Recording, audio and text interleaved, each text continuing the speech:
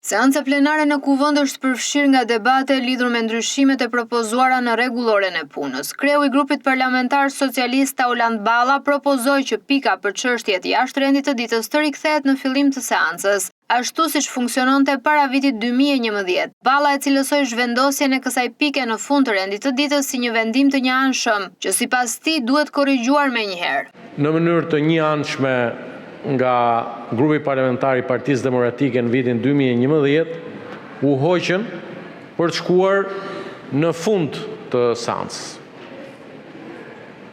Zonja Topalli ka qenë kryetare e kuvendit, ne kemi pas një debat ashpër përse u hoq çështjet e rendit ditës dhe u shkuan në fund.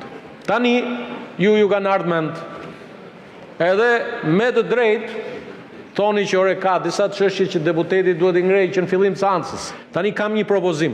Meqense jemi në moment ndryshimesh rregullore, a jeni dakord që ta rikthejmë këtë një orë për çështje jashtë rendit ditës në fillim të seancës, siç e kemi pasur, edhe t'i japim fund kësaj situatës qesharake që në emër të procedurës që asnjëri deri tani s'ka folur për procedurë dhe ta fusim hulli të rregullores. Ka në njëri, se këtu që ka shkrehur fare nga krau juaj, po mendoj që na bën sens. Pra, të çbëjmë vendimin që e bët ju në mënyrë njëanshme në 2011. Propozimi i tij u pasua nga batuta dhe replika me deputetin demokrat Sajmir Korreshi, i cili ju përgjigj me tone ironike gjendjes fizike dhe politike të grupit të mazhorancës.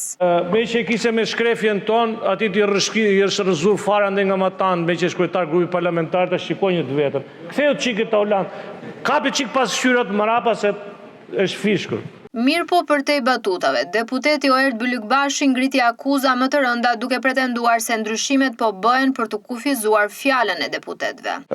Edhe kjo që sapo ndodhi këtu është treguesi asaj me cilën ne qasim rregulloren. Pra, flasim dhe bëjmë propozimin aty për aty. Sjellim propozime për ndryshime të rregullores kuvend sepse dikush mendon se duhet ta bëjmë këtë gjë, madje ta bëjmë duke shtrënguar dhe duke ngushtuar hapësirat e opozitës në parlament.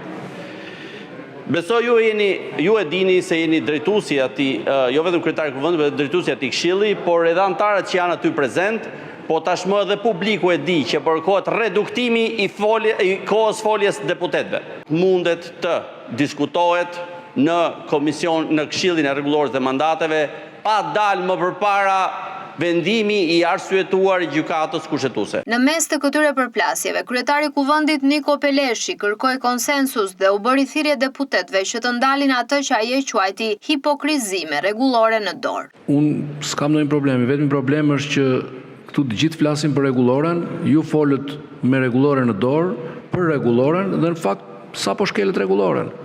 Sepse fjala juaj është në kundërshtim me hapësirën për procedurë që jep rregulloria, nuk ishte fare procedurë, ishte vazhdim i fjalës, i debatit, diskutimit që kemi bërë për disa orë dje në këshillin e rregullores dhe mandateve. Ky është problemi. Problemi është që ne flasim ndryshe dhe veprojmë ndryshe. Dhe meqense jemi këtu, do t'ju ftoja që të gjejmë një rrugë të përbashkët, meqense jemi dhe në procesin e ndryshimeve të rregullores, si ta heqim këtë ndjesë se s'dua të them hipokrizin e gjithë secilit prej nesh, që flet për rregulloren, por ndërkohë vetë shkel rregulloren. Përveç rregullores, seanca dështoi të zhvillonte 3 interpelanca të rëndësishme. Interpelanca me zëvendës kryeministres Albana Koçiu dhe deputetëve të Partisë Mundësia u dakordësua të zhvillohej në një moment të dytë. Po ashtu ministri i mbrojtjes Ermal Nufi u njoftua se ndodhej jashtë vendit për agjencë zyrtare, ndërsa ministri e arsimit Mirela Kumbaro ishte angazhuar në finalen e konkursit të gjuhës shqipe. Të treja këto ballafaqime u shtyn për seancën e ardhshme plenare.